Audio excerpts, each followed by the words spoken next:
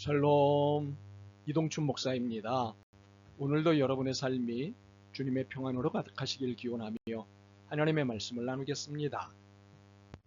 오늘 주시는 말씀은 로마서 9장 1절로부터 33절의 말씀입니다. 이 말씀 중에 20절과 21절을 읽겠습니다. 이 사람아, 내가 누구이기에 감히 하나님께 반문하느냐? 지음을 받은 물건이 지은 자에게 어찌 나를 이같이 만들었느냐 말하겠느냐? 토기장이가 진흙 한 덩이로 하나는 귀에 쓸 그릇을 하나는 천에 쓸 그릇을 만들 권한이 없느냐? 아멘. 로마서 9장 1절로부터 33절 말씀을 본문으로 하나님의 절대 주권이 폭력? 아닙니다. 라는 제목으로 말씀을 나누도록 하겠습니다. 하나님의 주권은 절대적입니다. 바울은 이 메시지를 어떤 경우에도 놓치지 않으려 합니다. 그 이유에는 자기 민족에 대한 아픔이 있습니다. 그는 1절과 2절에서 이 아픔을 표현합니다. 내가 그리스도 안에서 참말을 하고 거짓말을 아니하노라. 나에게 큰 근심이 있는 것과 마음에 그치지 않는 고통이 있는 것을 내 양심이 성령 안에서 나와 더불어 증언하노니 나의 형제 곧 고륙의 친척을 위하여 내 자신이 저주를 받아 그리스도에게서 끊어질지라도 원하는 바로라. 바울에게 있어 큰 근심과 마음에 그치지 않는 고통은 자기 민족의 구원입니다.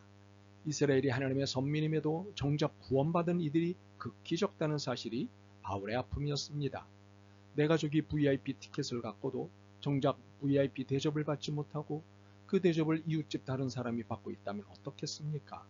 속상하지 않겠습니까? 이처럼 구원의 문제에 있어 선민임에도 구원받지 못하니 같은 민족 구성원으로 어찌 속상하지 않고 아프지 않겠습니까? 그러나 이 아픔은 막연히 민족에 대한 동정과 아쉬움 때문만은 아니었습니다. 4절로부터 10절에 설명하는 대로 오히려 민족의 바른 회개를 촉구하는 강력한 메시지를 담고 있습니다.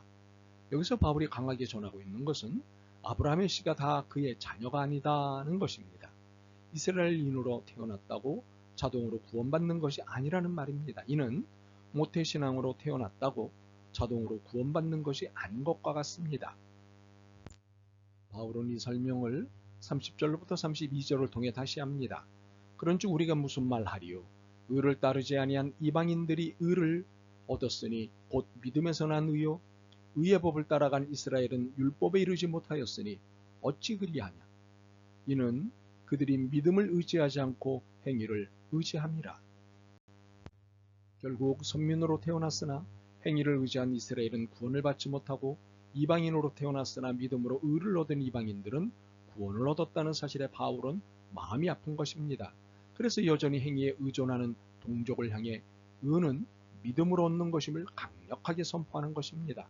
그러면서도 여전히 희망이 있으니 믿음으로 돌아올 것을 27절로부터 29절을 통해 호소합니다.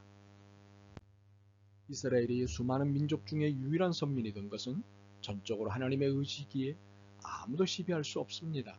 그래서 나머지 민족은 이방인일 수밖에 없습니다. 이 또한 시비를 걸 수 있는 일이 아닙니다. 그러므로 이스라엘의 입장에서 감사하고 신나는 일이 아닐 수 없습니다. 하지만 선민이 되었다고 자동으로 구원을 받는 것이 아니라 믿음으로만 구원받는다는 사실도 하나님의 의지입니다. 그렇게 만약 이스라엘에게 있어 선민으로 삼으신 하나님의 의지는 찬양하고 믿음으로 구원을 얻게 하신 하나님의 의지는 불평한다면 이는 배은망덕입니다. 그래서 바울이 자기 민족에 대해 아프지만 확실하고 강하게 전하는 메시지는 하나님의 절대 주권입니다. 이 말은 하나님의 절대 의지, 하나님의 절대 영역, 하나님의 절대 권력입니다. 의지, 영역, 권력으로서의 하나님의 주권은 양보가 됐건 횡포가 됐건 그 누구도 시비할 수 없습니다. 그래서 우리는 하나님 이외에는 아무도 건드릴 수 없는 권력인 주권을 통해 우리를 세워가시는 하나님을 볼 수 있어야 합니다. 그런데 하나님의 주권은 폭군의 권력이 아닙니다. 폭군의 권력은 이기적이고 자기 사랑으로 가득 차 있는 굴절된 권력입니다. 그래서 폭군의 권력은 전쟁과 상처만 낳습니다. 그러나 하나님의 권력은 비이기적이고 이타적입니다. 사랑과 용서를 낳는 권력입니다. 바울은 하나님의 주권을 선택 개념으로 설명합니다. 그 예로 하나님이 에서가 아닌 동생 야곱을 선택하셨음을 12절과 13절에서 설명합니다. 이를 두고 과연 하나님이 야곱을 선택하신 것은 무자비를 보이신 것이 아니냐고 반문할 수 있습니다. 그러나 이것은 일방적인 하나님의 주권 행사가 아니었습니다. 폭력을 휘두르듯 주권을 행사하신 것으로 이해하면 안 됩니다. 야곱은 욕심이 많기는 했지만 하나님에 대한 확고한 믿음이 있었기에 야곱을 택하신 것입니다. 그렇다고 해서는 하나님에 대한 믿음이 없었으니 하나님과 사람으로부터 배척시키셨느냐 하면 그렇지 않습니다. 에서를 통해서 또 하나의 민족이 형성되는 것을 허락하셨습니다. 이는 에서에게는 다른 형태의 기회를 주신 것입니다. 그러므로 하나님의 주권은 폭군의 폭력이 아니고 자비와 자유의 권력입니다. 이제 14절이 이해가 되실 것입니다. 그런즉 우리가 무슨 말하리요? 하나님께 불의가 있느냐? 그럴 수 없느니라. 하나님의 주권이 행사되는 영역은 전 영역이고 그 권력은 절대적입니다. 그럼에도 불구하고 하나님의 주권 행사는 불의가 아닌 자비와 자유이십니다. 바울은 15절로부터 18절에서 하나님의 긍휼에 대해 설명하고 있는데 이것은 하나님의 자비와 자유를 설명하는 것입니다. 이제 이 부분이 이해됐다면 19절로부터 21절이 이해가 될 것입니다. 즉 하나님의 뜻을 거역할 수 없다면 하나님께서 책망하시는 것이 합당하냐는 질문에 대한 이해입니다. 다시 말해 하나님이 착하게 살 사람과 악하게 살 사람을 이미 구분지어 선택하셨다면 악하게 산 사람에 대해 굳이 책망하실 이유가 무엇이냐는 반문입니다. 그러나 하나님의 선택은 자비하에 믿음의 기회를 주신 선택입니다. 바로가 악한 왕으로 결론이 난 것은 자신의 선택에 따른 결론입니다. 하나님은 바로가 하나님 앞에 올 수 있는 기회를 10번의 재앙을 통해 10번씩이나 주셨습니다. 그러나 그는 끝내 그 기회를 다 놓치고 말았습니다. 하나님은 긍휼이셨으나 바로는 완악이었습니다. 그러므로 하나님의 주권 행사의 과정에서 충분한 기회를 주셨다는 사실을 놓치고 하나님을 오해해서는 안 됩니다. 하나님의 주권 행사를 폭군의 폭력 휘두름으로 이해해서는 안 됩니다. 하나님은 긍휼히 여기실 것과 완악하게 여기실 것의 결론을 내리시기까지 얼마나 오랜 동안 참으시며 기회를 주시는지 모릅니다. 22절입니다. 만일 하나님이 진노를 보이시고 그의 능력을 알게 하고자 하사 멸하기로 준비된 진노의 그릇을 오래 참으심으로 관용하시고. 베드로후서 3장 8절과 9절을 보겠습니다. 사랑하는 자들아, 주께는 하루가 1000년 같고 1000년이 하루 같다는 이 한 가지를 잊지 말라. 주의 약속은 어떤 이들이 더디다고 생각하는 것 같이 더딘 것이 아니라 오직 주께서는 너희를 대하여 오래 참으사 아무도 멸망하지 아니하고 다 회개하기에 이르기를 원하시느니라. 참으로 하나님이 원하시는 것은 바로와 같은 이들조차도 회개하여 멸망받지 않는 것입니다. 그래서 10번이나 기회를 주신 것입니다. 그러므로 하나님의 절대 주권에 대해 반문하지 마시기 바랍니다. 이 사람아, 내가 누구이기에 감히 하나님께 반문하느냐?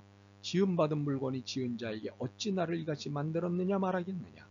토기장이가 진흙 한 덩이로 하나는 귀 쓸 그릇을 하나는 천이 쓸 그릇을 만들 권한이 없느냐? 만일 하나님이 진노를 보이시고 그의 능력을 알게 하고자 하사 멸하기로 준비된 진노의 그릇을 오래 참으심으로 관용하시고 또한 영광을 받기로 예비하신 바 긍휼의 그릇에 대하여 그 영광의 풍성함을 알게 하고자 하셨을지라도 무슨 말을 하리요? 하나님은 흙으로 인간을 만드셨습니다. 그래서 바울은 하나님을 이해시키기 위해 토기장이의 비유를 들었습니다. 토기장이가 뜻을 정한 것에 따라 그릇을 만들고 배치시키는 것은 당연한 권리입니다. 이처럼 토기장이신 하나님이 그 뜻을 따라 인간을 사용하시는 것은 당연한 권리입니다. 안타깝게도 우리의 잘못된 가치관이 이 귀한 것과 천한 것을 구분하고 있지 하나님에게는 모두가 하나님의 선한 의지의 용도로 사용되고 있습니다. 하나님께는 천한 것과 귀한 것이 구분되지 않습니다. 모든 것이 하나님의 선을 위해 사용될 뿐입니다. 우리가 알거니와 하나님을 사랑하는 자 곧 그의 뜻대로 부르심을 입은 자들에게는 모든 것이 합력하여 선을 이루느니라. 로마서 8장 28절입니다. 그렇습니다. 하나님의 절대 주권은 하나님이 우리에 대한 사랑을 표현하시는 거룩한 방법이십니다. 모든 사람이 다 회개하기에 이르도록 참고 참으시는 절대 주권이십니다. 모든 것이 합력하여 선을 이루도록 힘쓰시는 절대 주권이십니다. 그러므로 하나님의 절대 주권은 반문하고 시비할 것이 아니라 기쁨으로 받아들이고 감사할 일입니다. 바라기는 여러분 모두 하나님의 절대 주권, 절대 사랑 가운데 있음을 감사하고 찬양하는 삶이길 소망합니다. 아멘. 주님, 주님의 절대 주권이 얼마나 큰 은혜요 사랑인지를 알게 되었습니다. 고맙습니다. 주님의 절대 주권 앞에 사는 한 어느 것도 두렵지 않고 실망스럽지 않음을 깨달았습니다. 고맙습니다. 예수 그리스도의 이름으로 기도드립니다. 아멘. 오늘도 여러분의 믿음과 삶을 응원합니다. 사랑합니다.